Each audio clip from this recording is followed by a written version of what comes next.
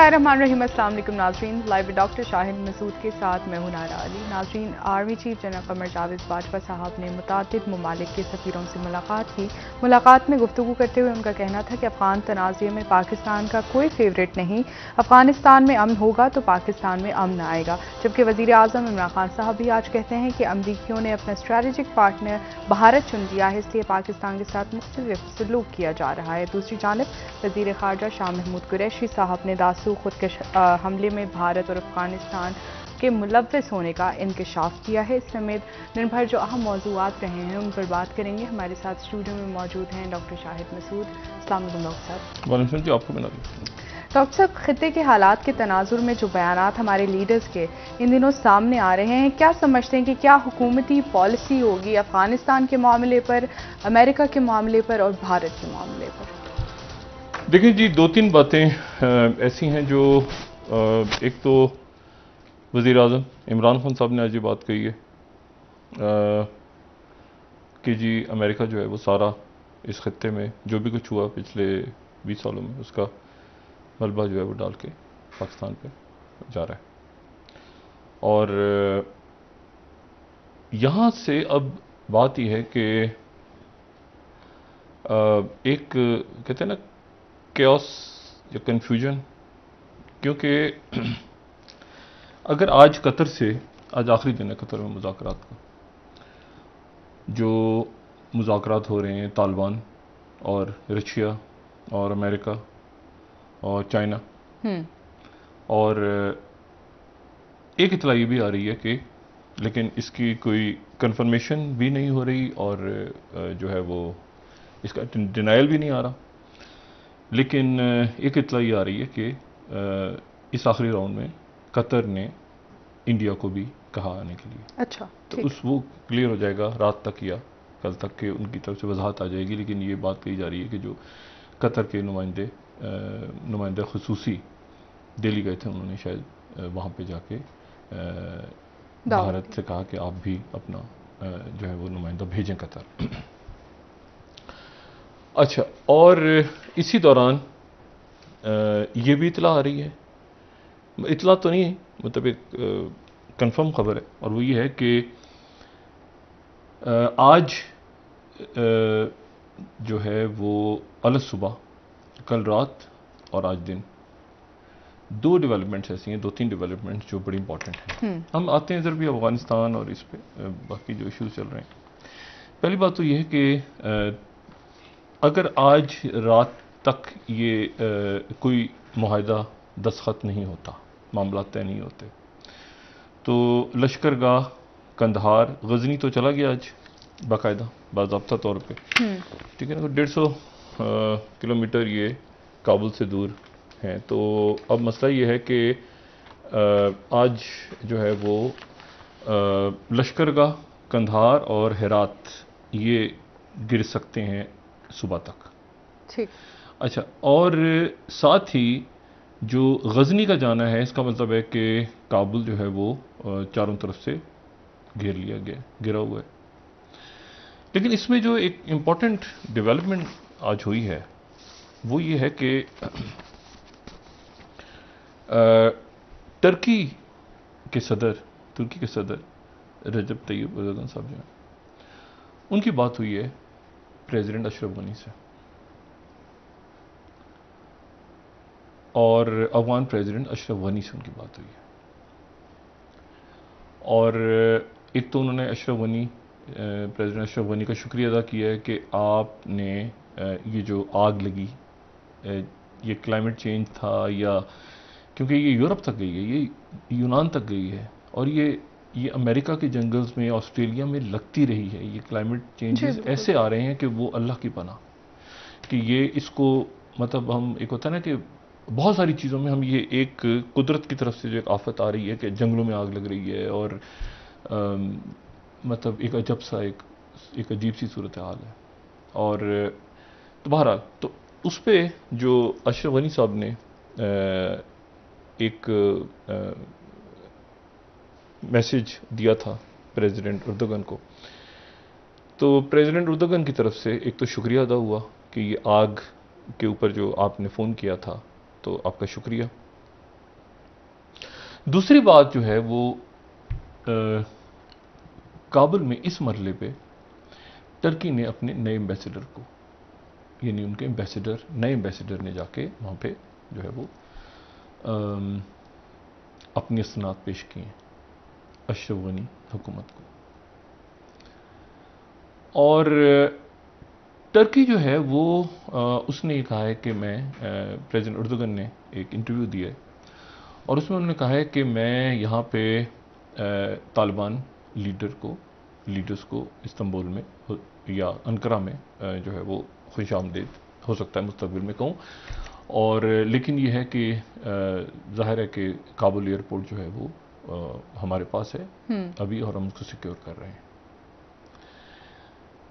ये भी इतला है कि टर्की और कतर चूंकि उनके बहुत करीबी ताल्लुकात हैं, तो टर्की शायद इस मरहले पे, ये जो कतर में ये हतमी मराहिल में आज मामला दाखिल हो गया है, इसमें टर्की भी पहुंचे और इंडोनेशिया या और कोई ममालिक की नुमाइंदगी भी वहाँ पे मौजूद हो। क्योंकि उसकी वजह यह है कि जब ये जंग का एक मोमेंटम बन जाता है ना, जो स्वीप वो कहते हैं ना, तेजी के साथ जब आप जा रहे होते हैं ना, तो उसके बाद फिर दबाव बढ़, फिर वो चीज़ें जो है ना, वो कोई भी अगर वो सिपह सलार है ना, वो एक मोमेंटम में जा रहा है, तो अब मोमेंटम में वो उसने कहा कि फौजों को कि चढ़ाई कर दो, ये एक शहर दूसरा शहर, तो उसके बाद फिर ये होता है कि वो आप उस मोमेंटम को तोड़ नहीं सकते। वो इतना तेज मोमेंटम है तालिबान का, बिल्कुल सही कह रहे हैं, कि उस मोमेंटम को अगर आप तोड़ते हैं बीच में, तो वो बात जो है वो, क्योंकि आप पूरा का पूरा शुमाली इलाका जो है वो तो ले लिया जी, ठीक है, यानी जो शुमाली इत्तेहाद का इलाका था, अब ये आ गए गजनी और ये आ गया कंधार और आ गया हेरात, यानी वो इलाके हैं जो पाकिस्तान की सरहद से नजदीक तर हैं। और यहां पर तालिबान का आना और यहां पे जो है वो घेरना। अच्छा, अब एक यहां पे नुक्ता और है, और वो ये है कि ये जो इलाके हैं यहां पे स्वीप करते जा रहे हैं तालिबान, यानी यहां पे अब ये गजनी और कंधार और यानी अब वो कुंदूस वगैरह छोड़ दें, अब ऊपर के जो इलाके थे जहां पे रशिया ने अपनी ताजिकिस्तान और उज़्बेकिस्तान के साथ एक्सरसाइजेस की हैं। जी सर। और ये जो चाइना के साथ एक्सरसाइजेस हो रही हैं, ये इतनी बड़ी एक्सरसाइजेस हैं कि ये जो चाइना और रशिया की एक्सरसाइजेस हो रही हैं, ये इतनी बड़ी एक्सरसाइजेज हैं कि इस दौरान यहां तक कहा जा रहा है कि जी ऐसा ना हो कि वो किसी मरहले पे अगर तशद्दुद ज़्यादा बढ़ जाए तो वो आगे चली जाएं और अंदर जाके घेर लें, यानी इन्वेजन हो जाए। अच्छा। ये भी डर लग रहा है लोगों को कि कहीं यानी काबुल में जो मौजूद हैं या जो रीजन को देख रहे हैं कि ऐसा ना हो कि चाइना और वो इन्वेट कर लें, ठीक है, वो आ जाए, रशिया आ जाए और चाइना आ जाए, क्योंकि एक लॉलेस इलाका है और उसमें कोई हुकूमत ही नहीं है, और उनके अगर सरहदों के ऊपर कोई मसला होता है तो वो आ जाए आगे, क्योंकि बड़ी जाहिर है कि वो अपने इलाकों को सिक्योर कर रहे हैं कि उनके इलाकों में स्पिल ओवर ना हो और ना ही वहां पर स्पिल ओवर हो जो कि वस्ती एशियाई रियासतें हैं।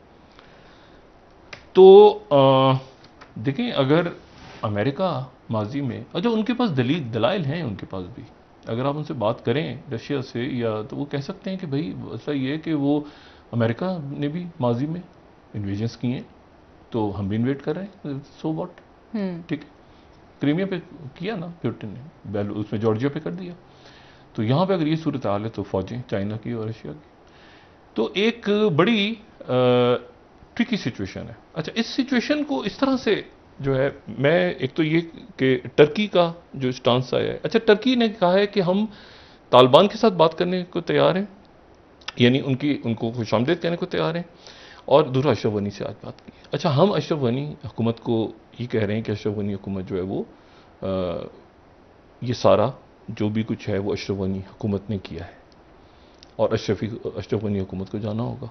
पाकिस्तान का ये स्टांस है। ये अशरफ गनी हुकूमत जो है वो अब एक स्पॉइलर है।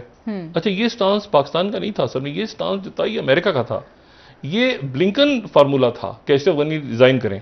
लेकिन ना अब कहानी ये मसला ये हुआ है कि वो ब्लिंकन वो नहर वाले पुल पे बुला के तो ब्लिंकन पीछे हट गए कहीं, और वो पाकिस्तान से, यानी वो असल तो ब्लिंकन फार्मूला था ना, कि जिसके ऊपर उन्होंने कहा कि इस्तीफा दें, उन्होंने कहा मैं अगले 6 महीने तक, जो तालिबान का पॉइंट ऑफ व्यू ये है, उनका ये है, असल में तो ब्लिंकन फार्मूला था। और उसके ऊपर उन्होंने ये कहा कि मैं 9/11 जो आ रहा है उस तक करूंगा, फिर उन्होंने 1 मई कर दी, यानी अमेरिकन स्टांस 2-3 दफा तब्दील हुआ है। अच्छा, यानी पहले तो उन्होंने कहा कि एक सेटलमेंट हो जाएगी, फिर उन्होंने कहा कि हम 11 सितंबर तक करेंगे, फिर उन्होंने कहा कि हम 31 अगस्त तक करेंगे, 1 मई तक, जो 1 मई को ऐलान कर दिया। उसके नतीजे में ये दिन आए और ये सारा का सारा प्लान जो है ये चौपट हुआ। और उसके बाद जो है अब तालिबान ये कह रहे हैं कि जो अगर हमारे ऊपर स्ट्राइक्स हुई हैं तो माहिदा अमेरिका से भी टूट गया। अच्छा, अमेरिका से माहिदा टूट गया तो फिर मुज़ाकरात कैसे हो रहे हैं? और मुज़ाकरात में मैंने आपसे कहना कि आज गजनी चला गया, इसी दौरान तालिबान अपनी पेशरफ्त तो नहीं रोक रहे। इसका वॉर का मोमेंटम जब बन जाए तो फिर मोमेंटम को तो अब तोड़ नहीं सकते। ख़ास तौर पे जो अफगानिस्तान या जहाँ पर भी दुनिया में ये जहाँ पर मुख्तलिफ कबाइल ट्राइब्स हों और मुख्तलिफ जमातें हों, और इस तरह से एक ज़ाहिर है कि कोई उज़्बेक हैं, कोई फ़ारसी बोलते हैं, कोई ताजिक हैं, कोई पख्तून हैं, कोई, तो मतलब ये सारे जो हैं हज़ारा कम्युनिटी, मतलब बड़ी बड़ी पेचीदा सी, और इतना चूंकि साल हा साल बरसा बरस से जनाब वो बिल्कुल आप समझें कि एक जगह ऐसी रही है कि जहाँ उसामा बिन लादेन, तो तालिबान, तो मतलब कहानी यहीं से शुरू हो रही है, अफगानिस्तान से पहले सोवियत यूनियन पर पूरी। तो ये एक ऐसा इलाका है जिस इलाके के ऊपर लोगों ने मतलब एक एक उसके सेंटीमीटर के ऊपर जो है इस वक्त उस खित्ते के पता नहीं दुनिया के कितने ड्रोन्स और कितने अदारों और कितने सैटेलाइट्स की नजरें हैं। लेकिन बात यह है कि इस वक्त, और ये तो पॉसिबल नहीं है कि वहाँ पर कोई ऐसी मूवमेंट हो रही हो जो चाइना को पता ना हो, या कोई ऐसी मूवमेंट हो रही हो जो अमेरिका को पता ना हो, या रशिया को पता ना हो। ठीक है, ये तो मुमकिन नहीं है। जो बाकी ममालिक हैं वो तो ये कह सकते हैं कि हम, लेकिन जो बड़ी पावर्स हैं जिनके पास जदीद टेक्नोलॉजी है, या जो यूरोपियन पावर्स हैं, या जो भी हैं, मतलब उनके पास एक एक जो है वो डॉट इंफॉर्मेशन तो है एक्यूरेट।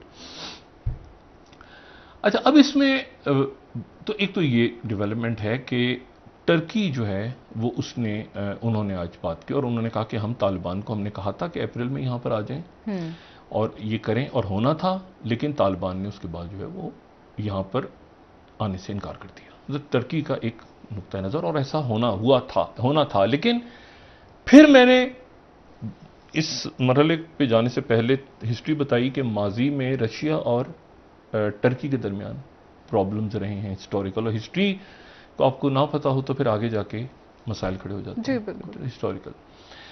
अच्छा, अब दूसरी, और देखें उसमें फिर क्या होता है, उसमें इस तरह की सूरत डेवलप हो जाती है बहुत ज़्यादा, मतलब हम तो खैर क्या बात करें, लेकिन अगर आप आज ये देखें, गार्डियन को देख लें, या वहाँ पर गार्डियन को हम कोट कर लेते हैं क्योंकि ज़रा सेंसिटिव इशू है, लेकिन वहाँ पे हुआ क्या है कि नए बरतानिया के जो सफ़ीर पहुँचे हैं तेहरान जी।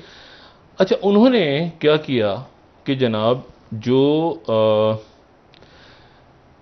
यानी बरतानिया के सफ़ीर ने रशिया के सफ़ीर के साथ, रशिया और कहाँ बरतानिया, इस वक्त कितनी दो अलग अलग ब्लॉक हैं, वो बरतानिया वेस्ट है, नेटो का इत्तेहादी है, और रशिया है, दो अलग अलग है ना, रशिया चाइना के साथ।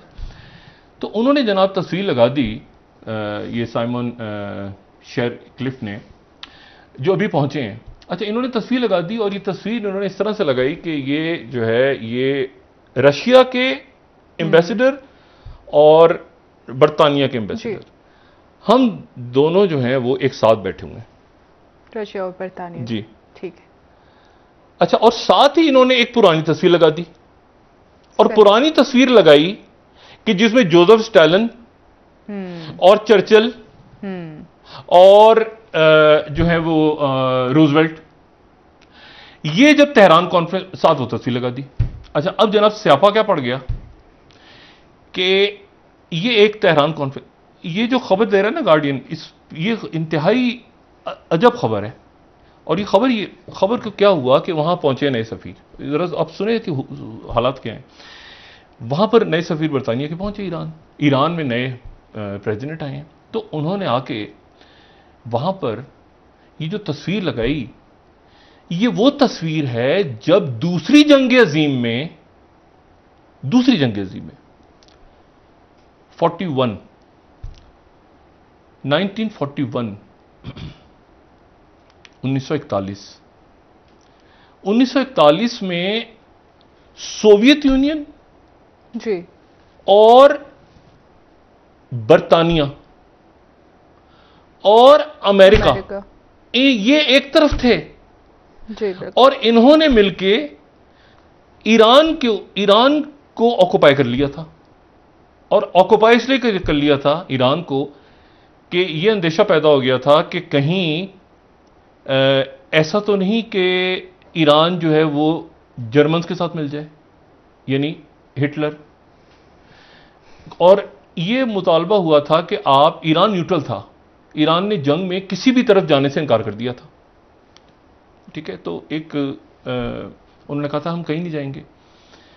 तो वहां पर जो बादशाह थे ईरान के, अब देखिए ना, ये एक ऐसी, मतलब एक इतना बड़ा ब्लंडर, मतलब मैं इस पे बड़ा हैरान हूं कि ये इतना बड़ा ब्लंडर जो है ये कैसे इन्होंने किया। क्योंकि ये इनके एम्बेसडर से पॉसिबल इसलिए नहीं था क्योंकि एम्बेसडर जो हैं उनको जाहिर है कि उस मुल्क की जो हसास चीज़ें हैं और हसास बातें हैं उसका अंदाज़ा होना चाहिए था। लेकिन उन्होंने ये क्या किया कि उन्होंने ये तस्वीर उस वक्त की कर दी कि जब सोवियत यूनियन को ये ख़तरा हुआ कि कहीं ईरान हिटलर के साथ ना मिल जाए और हमारी से सप्लाई लाइन है जिसको वो पर्शियन कॉरिडोर कहते थे, और जो ये बिल्कुल अफ्रीका के अंदर एक बिल्कुल जो है वो केप गुड होप, एक बंदरगाह बिल्कुल जनूबी अफ्रीका की चोंच के ऊपर, उसको कहते थे यहाँ अटलांटिक और इंडियन ओशन मिलता है, जो कि बाद में गलत। तो वहाँ से जो जहाज, जो शिप्स हैं वो आते थे और यहाँ पे ईरान, तो ईरान से सीधा ऊपर जो है वो चले जाते थे। तो वहाँ पर ये हुआ कि अचानक इन्होंने वहाँ पर पहले तो बात की, जो ईरान के बादशाह थे रज़ा शाह से बात की बरतानिया ने और रशिया ने, और इन्होंने कहा कि आप जो है वो जर्मन, जितने जर्मन हैं उनको निकाल दें अपने मुल्क में से। उन्होंने कहा मैं तो नहीं निकालूंगा, रज़ा शाह ने कहा। तो इन्होंने इन्वेट कर लिया। किसने इन्वेट किया? बरतानिया ने और रशिया ने। वो बरतानिया और रशिया जिन्होंने आज ईरान में बैठ के तस्वीर दोबारा डाल दी बरतानिया के सफीर ने। अब जरा आप सूरताल के, अच्छा अब जनाब ये तस्वीर डाल दी उन्होंने, वो कुव्वतें। अच्छा, इसके ऊपर जो जवाद ज़रीफ हैं ईरान के वजीर खारजा, उन्होंने, यानी यहां तक मामला खराब हो गया इस तस्वीर की वजह से कि उन्होंने कहा कि जवाद ज़रीफ ने कि ये 1943, ये जवाद ज़रीफ आपको ट्वीट जरा दिखाएंगे। उन्होंने कहा I saw an extremely inappropriate picture today, need I remind that August 2021 is neither August 1941 और 1943, ठीक है।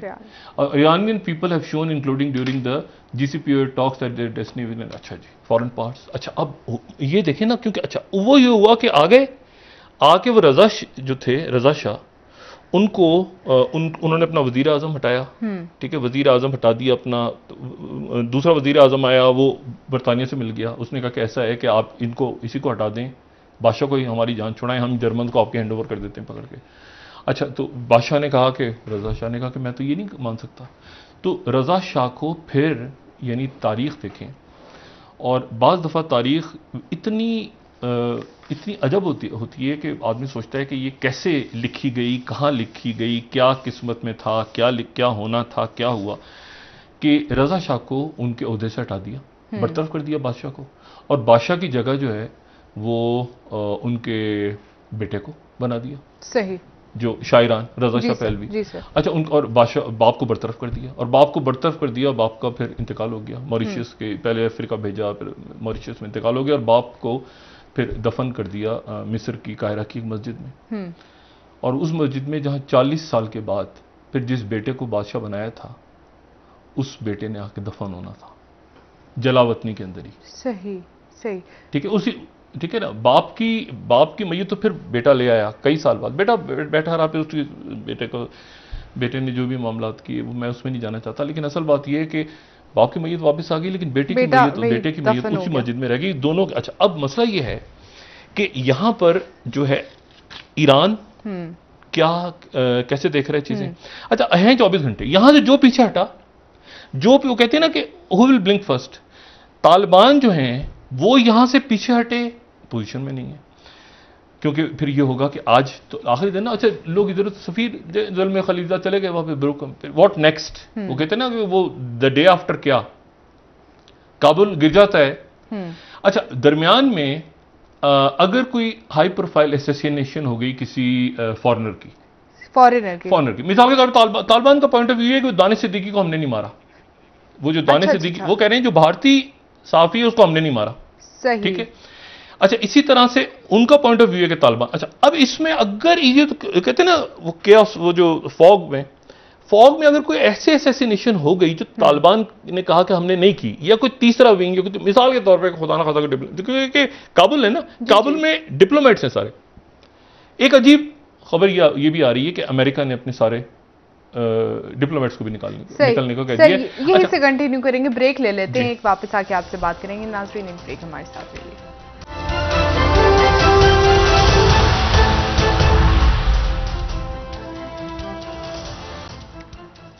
वेलकम बैक नाज़रीन। जी डॉक्टर साहब, इराक़ी वज़ीर ख़ारजा के वज़ीर आज़म इमरान खान साहब से मुलाकात हुई, अभी तक की खबरें आ रही हैं और खित्ते की मामलात पर भी आप बात कर रहे थे, कंटिन्यू कीजिएगा। देखिए, ये एक आप इस तरह से समझें कि अभी हम बात कर रहे हैं तो खबर ये आ रही है कि हेरात जो है वहाँ पर तालिबान का बड़ी हद तक कब्जा हो गया है। अच्छा, ये चूँकि ज़बीउल्लाह मुजाहिद के ट्वीट से ये ट्वीट हुआ है तो इसलिए उन्हीं का मैं कोट कर रहा हूँ। अभी हो सका तो हमारी टीम दिखा देगी, वरना ज़रूरत नहीं है, लेकिन बहरहाल ये ज़बीउल्लाह मुजाहिद ट्वीट कर रहे हैं। अच्छा, अब इसका अगर हम, चूँकि मैंने कहा ना ये डेवलपिंग स्टोरीज़ हैं, और सवाल ये सारा कि अगर कल तक ये अच्छा, हेरात का क्या मतलब है।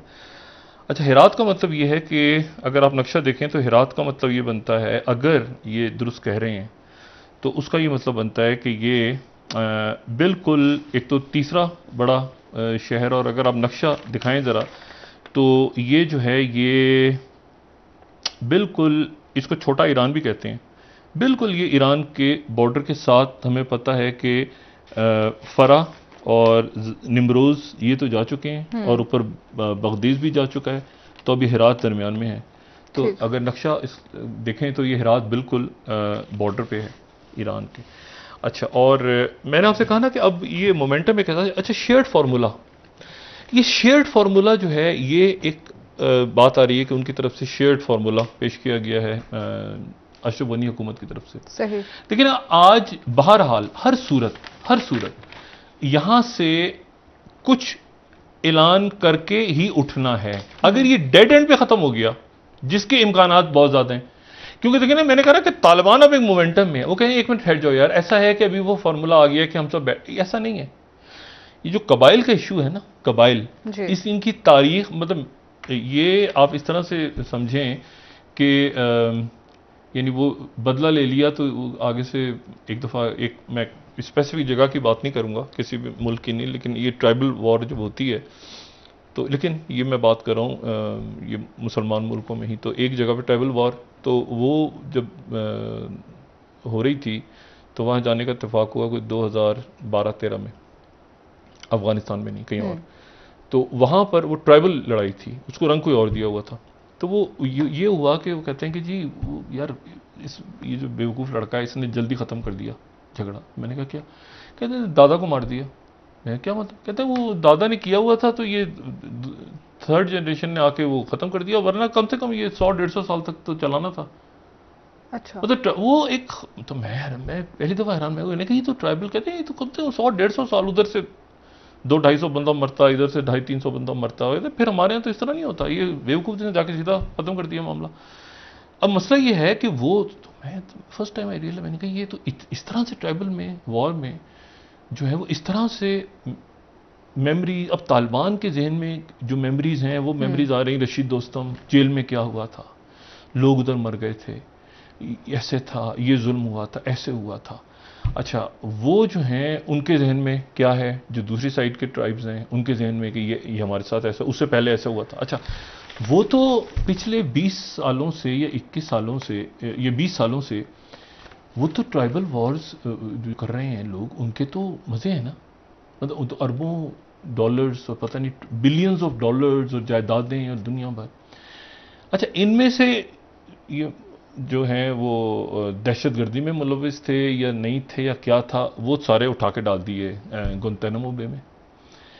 मैं हमेशा एक बात, जितनी दफ़ा इंट्रैक्शन हुआ तो मैं हमेशा ही बात पूछता था इनसे, अमेरिकन से और बाकी, और ये बात मैंने जनरल महमूद साहब से भी एक दफ़ा उनसे बात हुई थी गालिबन, या मोइनुद्दीन हैदर साहब से बात हुई थी 9/11 के बाद। मैंने कहा जी वो तो तालिबान के पीछे अमेरिका नहीं आया था, अमेरिका ने तो कहा था कि उसामा बिन लादेन हमें दे दो, और तालिबान ने कहा था कि हम उसामा बिन लादेन आपको नहीं देंगे क्योंकि वो हमारा मेहमान है। अगर फर्ज करें वो तालिबान दे देते उसामा बिन लादेन को, हैंड ओवर कर देते, तो आज तालिबान तो होते ना। असल लड़ाई तालिबान से नहीं थी, ये तो यहां तालिबान के साथ वो पाइपलाइन के ऊपर डायलॉग हो रहा था अमेरिका का, यहां से पाइपलाइन बनाएंगे और वो निकलेगी और वो जो है वो तो यहां तो उनके साथ डील हो रहा था पूरा, उनके तालिबान के साथ। मैं मुजाहिदीन की बात नहीं कर रहा, पहले ये तालिबान के साथ बात हो रही थी ऑयल की पाइपलाइन बिछाने की सेंट्रल एशिया से। तो वो बीच में जो है वो 9/11 हो गया। और देखें, मैं इस बात को कैसे मानूं कि उसामा बिन लादेन जो है वो सूडान की ये जो बॉम्बिंग्स हुई थी तो सूडान से नैरोबी बॉम्बिंग्स, तो उसामा बिन लादेन कोई स्विमिंग करते हो वहां से, या कोई हवा में कोई शटल पे बैठ के वहां से कैसे Osama bin Laden Afghanistan, Sudan कहाँ अफगानिस्तान, तो कोई रस्ते क्रॉस किए होंगे। और पाकिस्तान से हटके मुल्कों ने तस्लीम किया हुआ था, सऊदी अरेबिया और यूएई। तो बात यह है कि अब वो उसके बाद नजला सारा तालिबान पे, खैर देखें तालिबान का जो तरीका है इस्लाम का, जिस तरह से वो डिफाइन करते हैं, दुनिया के अंदर वो एक्सेप्टेबल नहीं है दुनिया में। और तालिबान खुद भी कह रहे हैं कि हम बहुत सारी चीज़ों को रिव्यू करेंगे अब, और हम यहाँ पर जो है वो तालीम भी होगी और ऐसे भी होगा वैसे भी होगा। लेकिन मगरबी ममालिक कह रहे हैं कि ये तो अगर आप शरिया का लॉ लाते हैं तो हम तो सैंक्शंस लगाएंगे आप पे, तो किस हद तक आप आगे जाएंगे, किस हद तक क्या करेंगे, वो अभी तक। असल बात थी कि वो कॉन्स्टिट्यूशन बनना था, जो ब्लिंकन फार्मूला था ना, मैं तो उस ब्लिंकन फार्मूले को बड़ा जबरदस्त वो था कि एक कॉन्स्टिट्यूशन सब पार्टियां बनाए बैठ के और उस कॉन्स्टिट्यूशन पे आगे चलते जाएं। लेकिन उसको अब उसमें स्पॉइलर कौन था, ये एक सवाल है और सवाल रहेगा। अच्छा, अब यहां से आप देखें ना कि यहां से पाकिस्तान के अंदर अब दहशतगर्दी के वाक़े हो रहे हैं, और यहां पर अगर ये तहरीक तालिबान दोबारा है तो एक सवाल जो है वो ये पैदा होगा कि वहां तो अब तालिबान आ रहे हैं, तालिबान आके तो वहां स्वीप करते जा रहे हैं तेजी के साथ, और तेजी के साथ स्वीप कर रहे हैं तो वहां पर फिर टीटीपी कैसे, मतलब क्या उसका मतलब ये लिया जाए कि तालिबान के अंदर वो जो तालिबान कब्जा करते जा रहे हैं ये सारे इलाकों पे, तो उन तालिबान के साथ क्या तहरीक तालिबान पाकिस्तान है भी कहीं घुसी हुई है साथ या नहीं है? तालिबान के तर्जुमान तो कह रहे हैं कि प्रोपेगेंडा है, तो फिर ये प्रोपेगेंडा है तो वहां कौन से ऐसी जगह, तो ये अब एक सवालिया, क्यों हमारे यहाँ दहशतगर्दी हुई है। आज तो जो वजीर खारजा ने बात की तो उन्होंने बताया कि ये इसका निशाना तो जो है वो तासु। तो अच्छा, अब मसला ये है कि और जाहिर है कि और भी जगह और बेशुमार, तो ये एक अब मैंने कहा ना कि ये एक बड़ी इसका जो पूरा स्पिल ओवर है। टर्की ने कहा है कि हमारा जो मुल्क है ना, ये यहाँ पे ये कोई इमिग्रेंट्स के लिए कोई पनाहगाह नहीं है कि यहाँ लोग आना शुरू हो जाएं सारे, ठीक है। तो और टर्की पहले ही वहां पे इमिग्रेंट्स इतने, क्योंकि सीरिया का सारा जो लोड है या आगे पीछे, वो टर्की की एक जो जियोस्टैटिक लोकेशन ऐसी है कि वो यूरोप के साथ तो यहाँ से सीधा गए और लोग जाके वो एक पूरे जो स्मगलर्स, वो ह्यूमन स्मगलिंग हो रही है। और अच्छा, अब उसमें टर्की ने कहा कि हम यहाँ तो इमिग्रेंट्स नहीं लेंगे। अब टर्की उसके अंदर उनका एक अच्छा, ये जो मसला हुआ है सफीर वाला, ये इतना हसास मामला है कि इस पे ऊपर ईरान में ये प्रेशर बिल्ड हो रहा है कि या तो इसमें माफ़ी लें या इसको, अच्छा रशिया ने क्लियर कर दिया कि ईरान हमारा बिल्कुल अच्छा मुल्क है, बरादर मुल्क है, और कोई हमारे साथ उनके ताल्लुकात, क्योंकि रशिया और ईरान के ताल्लुकात बहुत अच्छे हैं पिछले यानी काफ़ी सालों से। तो लेकिन वो तस्वीर ने गड़बड़ की। अच्छा, अब लेकिन प्रेशर ईरान में ये बिल्ड हो रहा है कि सफ़ीरों को निकालें, यानी सफ़ीर ख़ास तौर पे जो बरतानिया, अच्छा बरतानिया के सफ़ीर जो हैं वो तो बरतानिया एक ट्रिकी पोजीशन में है, क्योंकि बरतानिया जो है वो एक उनको टैंकर के ऊपर जो अटैक हुआ उसका भी इल्ज़ाम लगा चुके हैं, और कोई अच्छे रिलेशंस तो नहीं है बरतानिया और ईरान के इस वक्त। तो वो एक तस्वीर से अब वो गड़बड़ हो गई जो गार्डियन खबर दे रहा है। अच्छा, तो उम्मीद है कि ये मामला हर जगह ख़त्म हो जाएगा, लेकिन उसके साथ अब देखिए ना, ये यहाँ पर इराक के वज़ीर आज़म आज यहाँ पे थोड़ा कोट करें ना तो फिर मैं वापस आता हूँ ये, क्योंकि हिरात और ये सारे सूबे सारे मुल्कों के स्टेक्स हैं। अब यहाँ पे जो इराक के फॉरेन मिनिस्टर पाकिस्तान आए थे, तो इराक के जो फॉरेन मिनिस्टर हैं उन्होंने यहाँ आके और यहाँ पे उन्होंने मुलाकात की पाकिस्तान के वज़ीर ख़ारजा शाह महमूद कुरैशी साहब से, और प्रेस कॉन्फ्रेंस भी हमारा ज़बरदस्त मुल्क। लेकिन उसके बाद वो वहाँ पर ईरान में उन्होंने मुलाकात की है सैयद इब्राहिम रईसी से। अच्छा, और जो सैयद इब्राहिम रईसी से उनकी मुलाकात हुई है, तो उस मुलाकात में सैयद इब्राहिम रईसी को उन्होंने इन्विटेशन दिया है कि इस माह के आखिर में जी या अगले माह के शुरू। अब ये एक बड़ी एक इंपॉर्टेंट बात है, मतलब मेरा ख्याल है अगर कोई बहुत बड़ा वाकया है तो वो ये है जो मैं बताने जा रहा हूं। वो ये कह रहे हैं कि जी इब्राहिम रईसी साहब को उनसे उन्होंने मुलाकात की, और मुलाकात में उन्होंने इब्राहिम रईसी साहब को इस माह के आखिर सही या अगले माह के शुरू में बगदाद आने की दावत दी। ठीक हो गया। अच्छा, और बगदाद आके किससे मुलाकात, ये बहुत बड़ी बात है। उन्होंने बगदाद आके मुलाकात किससे करनी है? बगदाद में रजब तैयब उर्दुगन। अच्छा, और उसके साथ ही दूसरी जो मीटिंग इराक करवा रहा है वो करवा रहा है शाह सुलेमान बिन अब्दुल अजीज, यानी सैयद इब्राहिम रईसी और शाह सुलेमान बिन अब्दुल अजीज। अच्छा, क्या ऐसा मुमकिन है या मुमकिन नहीं, मैं नहीं जानता, लेकिन ये इतनी बड़ी डेवलपमेंट होगी क्योंकि ईरान की तरफ से ऑफिशियली एक्नॉलेज हो गया है। उनके जो प्रेसिडेंट के ऑफिस है सैयद इब्राहिम रईसी का, उनके ऑफिस से एक्नॉलेज हो गया है कि जी हमें बिल्कुल इन्वाइट किया गया है। लेकिन क्या ईरान जो है वो इराक में जाके, ये वो सद्दाम हुसैन वाला इराक तो नहीं है, या तो ईरान का बहुत असर है इस इराक में, लेकिन वहां जाके क्या सऊदी अरब के फर्मर ओबामा आते हैं, ये एक सवाल है। दूसरी बात यह है कि सिर्फ जो तलखी का अगर टेम्परेचर अगर देखना हो ना इस वक्त, तो व्हाइट हाउस ने कल एक इलामिया जारी किया, और व्हाइट हाउस ने कहा कि प्रेसिडेंट बाइडेन जो हैं वो जो डेमोक्रेसी है उसके लीडर्स को बुला रहे हैं इस साल अगले कुछ अरसे में, तो एक दावत देने जा रहे हैं कि जितनी जमहूरियतें हैं तो उन जमहूरियतों को हम जो है वो बुलाएंगे और अपने यहाँ दावत देंगे। और प्रेसिडेंट बाइडेन ने जो कहा है कि वर्चुअल समिट होगी, और उसके बाद हो सकता है कि इन पर्सन समिट हो, और इसमें जो है वो ये 9 और 10 तारीख को शायद हो सकती है, और इसमें सिविल सोसाइटी और जो है वो हेड्स ऑफ स्टेट्स और फिलैंथ्रोपी, प्राइवेट सेक्टर, ये सारे अच्छा दुनिया भर से लोग आएंगे। अच्छा, अब इसके ऊपर जो ग्लोबल टाइम्स ने रिएक्ट किया है, ग्लोबल टाइम्स का जो रिएक्शन है इस पर वो ये है कि US and Taiwan crossing the red line, कि अगर तो इस समिट में ये जिक्र भी कहीं उससे पहले की बात भी कह दी कि हम ताइवान को बुलाने जा रहे हैं जी, तो इसका मतलब है कि रेड लाइन क्रॉस होगी, और पीएलए जेट फाइटर्स के लिए बेहतरीन मौका होगा कि फौरन जाएं और ताइवान को उचक लें अमेरिका के हाथ से, अगर ताइवान को दावत दी गई तो। सही। सोचा भी कि ताइवान। अच्छा, अब ये है इस वक्त जो सूरत हाल डेवलप हो रही है रीजन में, नहीं होती ना फुल।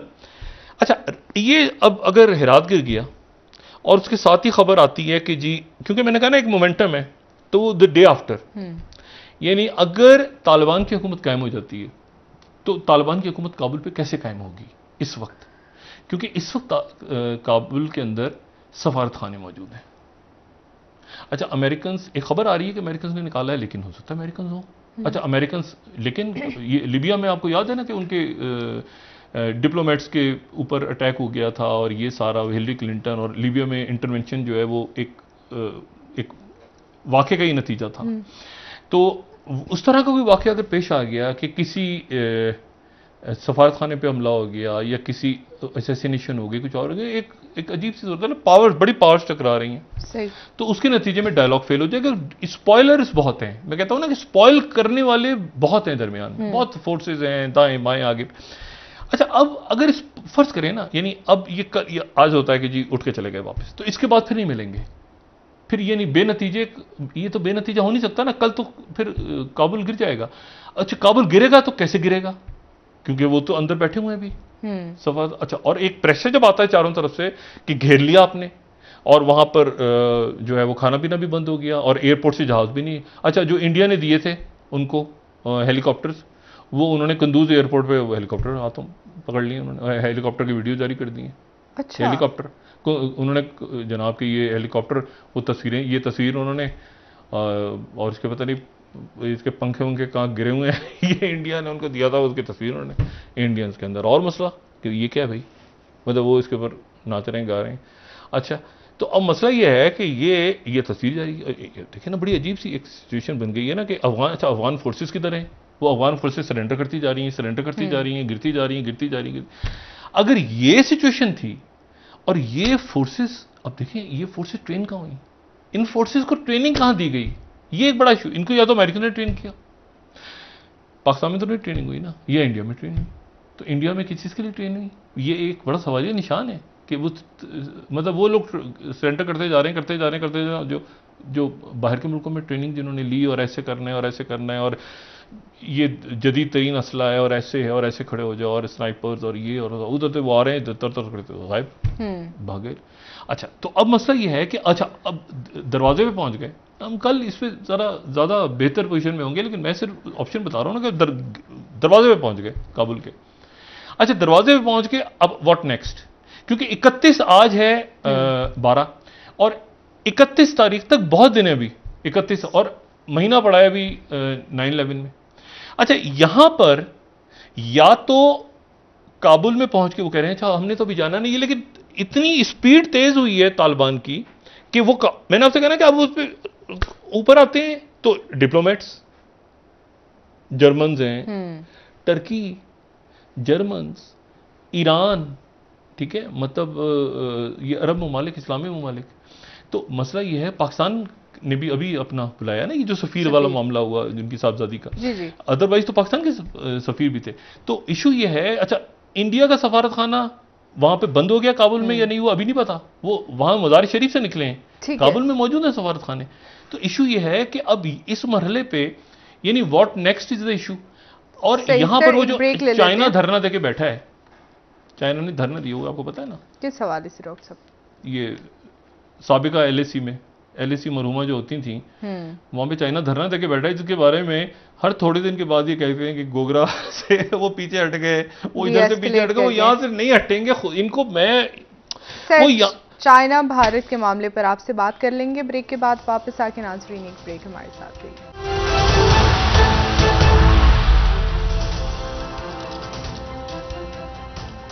वेलकम बैक नाज़रीन। जी डॉक्टर साहब, वज़ीर ख़ारजा साहब ने जो आज कहा है कि दासू खुदकश हमले में भारत और अफगानिस्तान मुलव्विस हैं, क्या समझते हैं किस तरह से पाकिस्तान प्रूव करेगा आलमी दुनिया के सामने? देखिए, इसमें मैं फिर वही बात की, ग्रे जोन में लड़ाइयाँ जो हैं वो बहुत सूट करती हैं आज की दुनिया में। ये भी प्रॉक्सी होगी, खाना जंगी होगी, अगर ये पाकिस्तान के अंदर हमले होते हैं और वहाँ तालिबान आ जाते हैं तो फिर क्या सूरत हाल होगी, तो क्या फिर उसमें टीटीपी मौजूद है या नहीं है, एक सवाल होगा ना। तो ये अभी बड़ी ट्रिकी सिचुएशन है कि यहाँ पर दहशतगर्दी पाकिस्तान में कैसे एकदम से स्टार्ट हुई है, और पाकिस्तान में वहाँ से अगर महाजरीन आते हैं और बड़ी तादाद में, तो फिर क्या सूरत डेवलप होती है। और फिर ये कि इतने अरसे काबुल की सिक्योरिटी, सेफ्टी, थर्ड फोर्स कोई फ़ायदा ना उठा ले। कोई, आपको पता है अपने ही मुल्क के लोग मरवा देते हैं, मुख्तलिफ मुल्क जो है वो अपने ही लोग मरवा के, और फिर उसके बाद तो मतलब ऐसी कुछ सिचुएशन ना क्रिएट हो जाए, या कोई और तीसरी कुव्वत, मुल्क खुद नहीं, कोई तीसरी कुव्वत आके बीच में